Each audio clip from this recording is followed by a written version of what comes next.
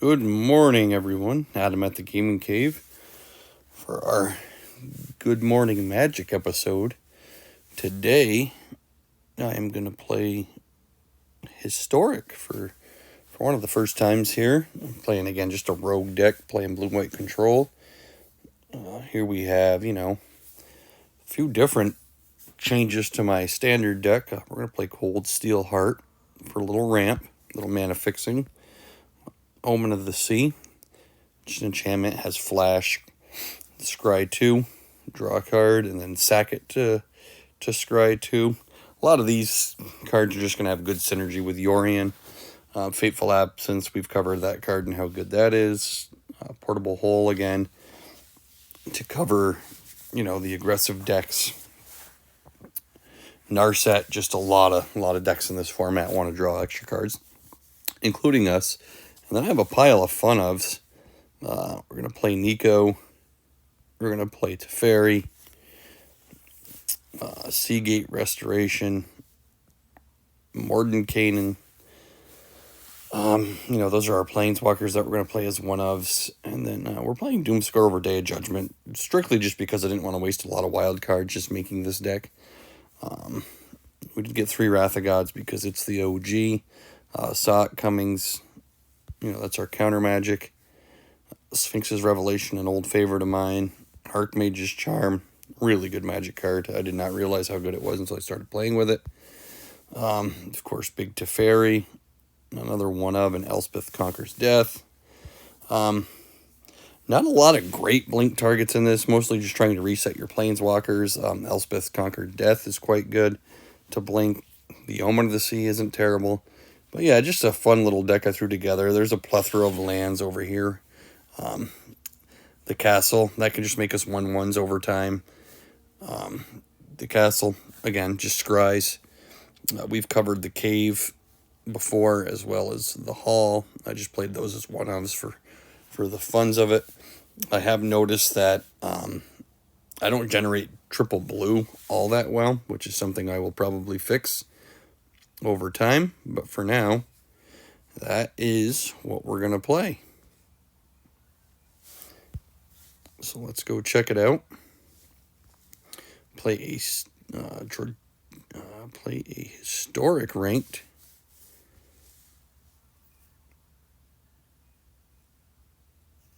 And here we go. We're going to load in. Let's see how this goes. Quimo89 is our opponent. He's choosing the Ajani avatar. Well, this is a slow hand, but we'll give it a run.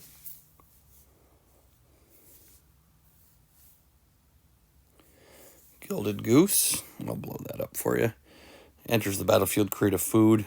1 in a green. Creates a food and sacrifice a food. Add 1 mana of any color. And you can also just do what the food's ability is pay 2 sack and gain 3 life. I think we're just going to start off with Island here and pass. And then we're likely to follow it up with Plains and then Cold Steel Heart. And then move into the Deserted Beach. And that'll give us the opportunity to get this running and also this.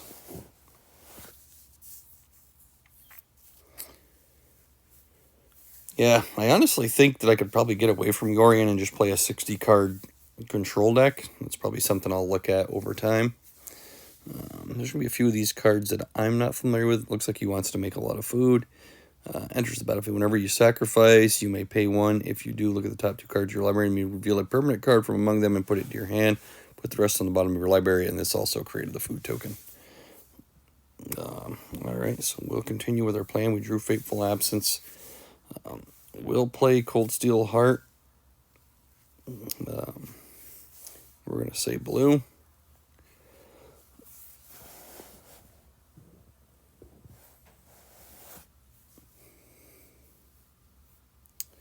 See if he's going to...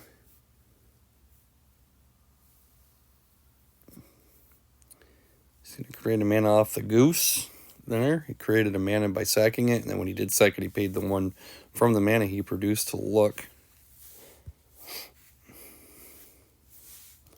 Another card I'm not familiar with. When Cauldron Familiar enters the battlefield, each opponent loses 1 life and you gain 1 life. And you can sacrifice a food to return it to the battlefield from the graveyard. So now we'll play the beach. His board state's not super aggressive, so we could probably get away with playing Narset here.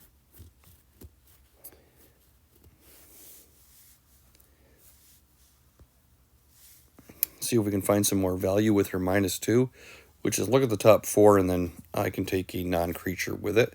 Her static ability is just they can't draw more than 1 card each turn.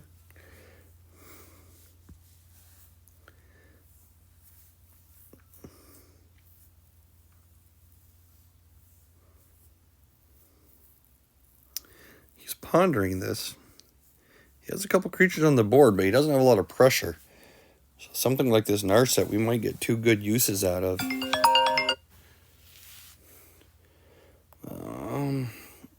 Where do we want to go here? I think we're going to go with Nico.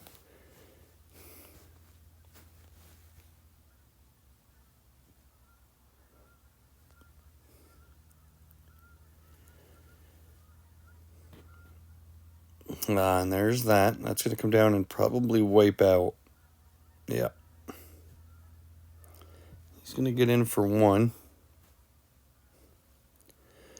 We have an island. So we could slam Teferi here. We've got a lot of options here. We could just play the Cold Steel and pass.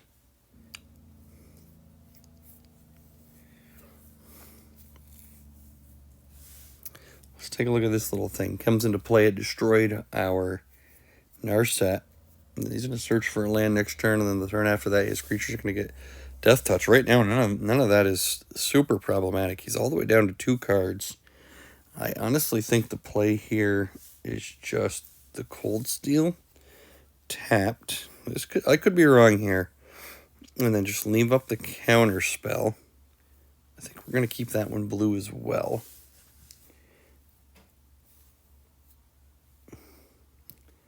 I could play Nico, but I don't think it's necessary. I think we just sit back and see what he does.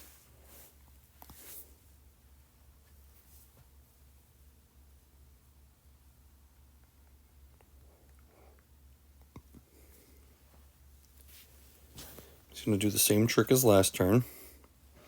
Add a mana. Eat the clue, or eat the food. Okay, this guy's going to have some synergy with what he's doing. Whenever he eats the food, or anything else for that matter, we're going to lose a life, or is it damage? Deals 1 damage to any target. There it is. I think this is probably worth countering since we haven't seen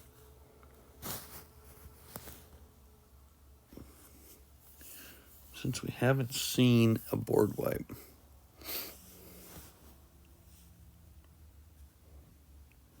We'll likely draw one now just because.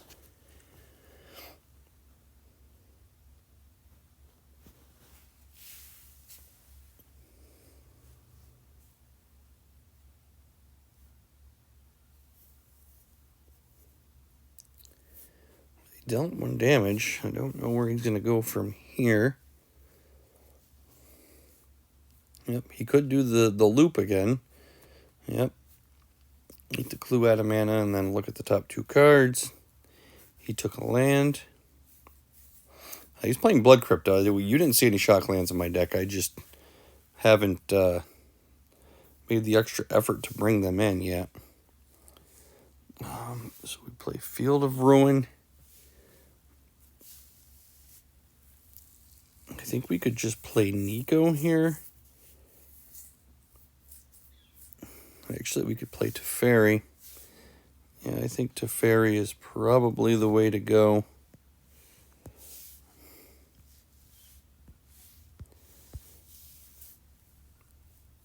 Start drawing some cards.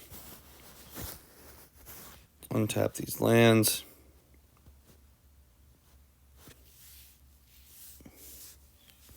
As Sphinx's Revelation is a pretty good draw.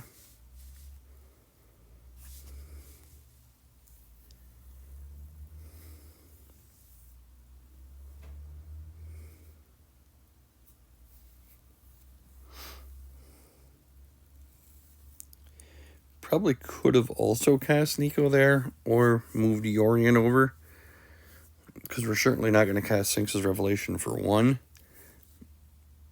And I just don't see the value in casting Fateful Absence on the end step, so that might have been a mistake by me.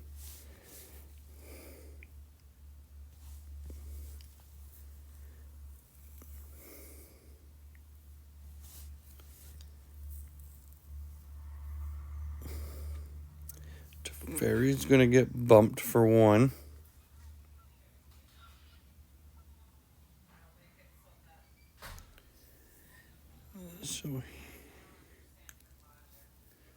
So where are we at here?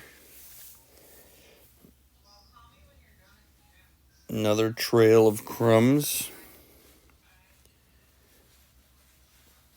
Got a lot of those. It's going to create another food token for him.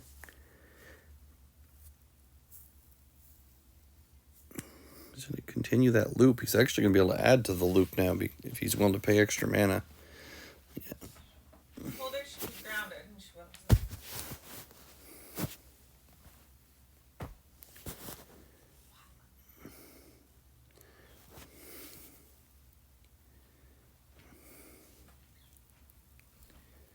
3 triggers. We'll resolve all those.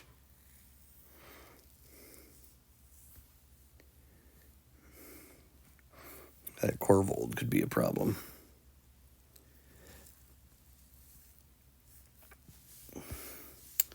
So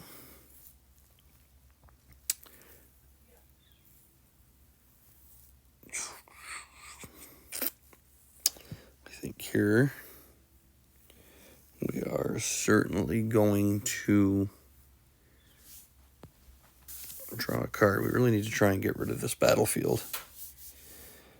Archmage's Charm isn't terrible. I think now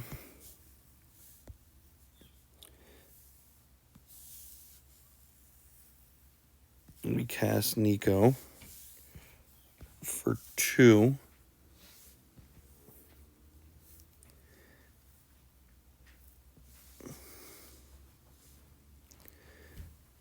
Bring him out. We're going to get 2 shards. And we're going to shoot one of the Cauldron Familiars.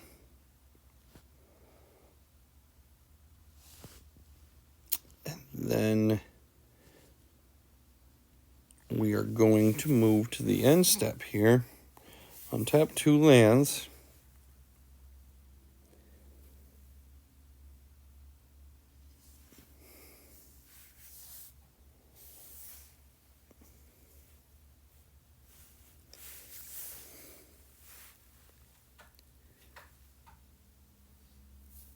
Yeah, I forgot that was a thing. We'll untap the lands. We'll pass. He's out of food, so we might not be in that terrible a shape.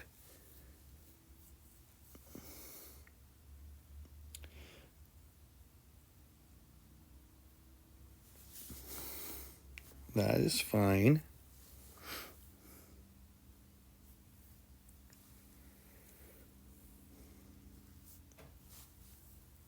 We're going to let that resolve.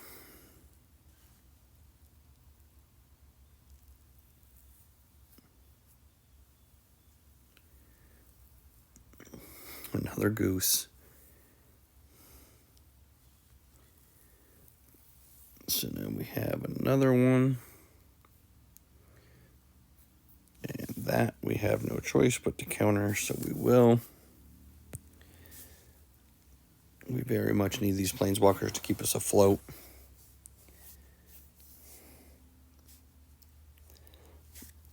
While we look around for ways to clear this board and really start to try and take over the game.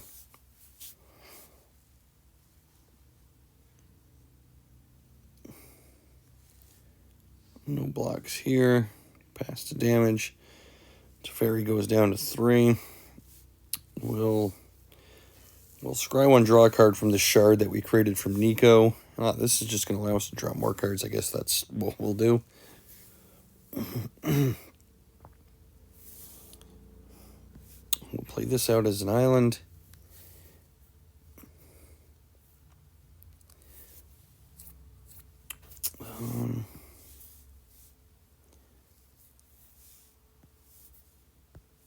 I think Nico just getting us 1 more card here is probably the best we can get out of it.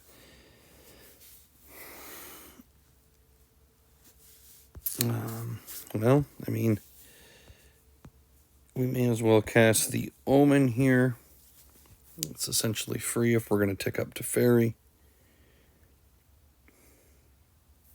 There's double Doomscar. We'll take 1.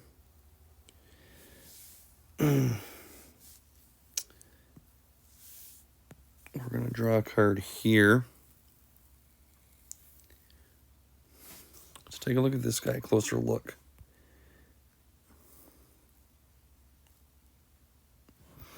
Okay. We got a portable hole. We could maybe slow this train down a little bit.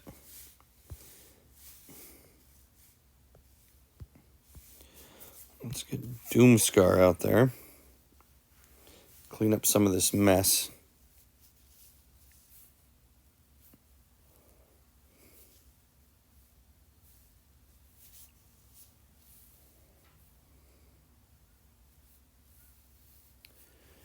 Yeah, I think he's only going to be able to pay for 1 of those, though.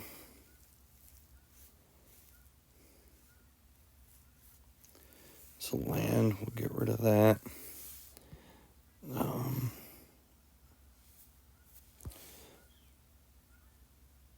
Yeah, I honestly don't think those are going to matter.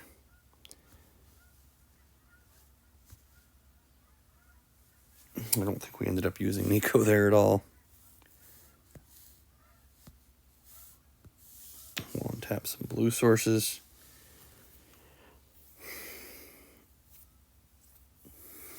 Yeah, I think we missed an activation of Nico.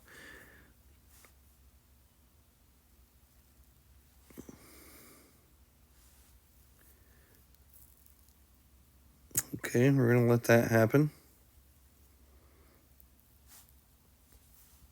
I assume he's going to sack 1 of those. Yep, draw a card.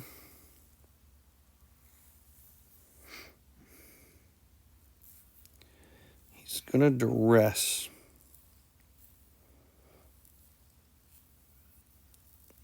Well, I think we're going to respond with Fateful Absence. Go after this.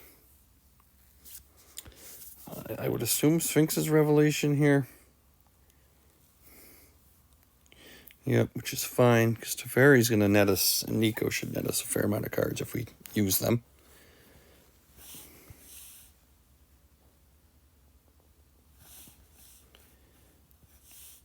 We'll dump this. Narset seems fine. Another way to draw. That also seems fine.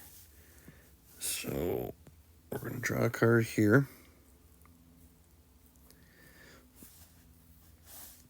We will scroll up there.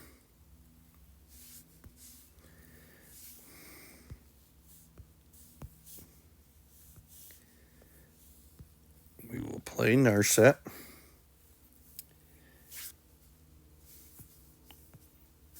Scroll her down. I think we take Wrath of God here. Play the field.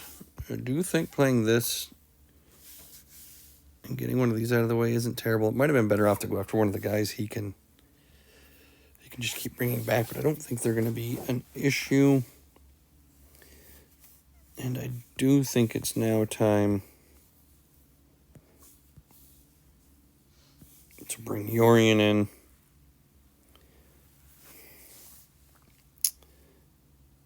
And then next, we end the turn. We're going to untap 2 lands. Grab these. We have 5 available with the Cold Steel. I think we're plenty okay with this.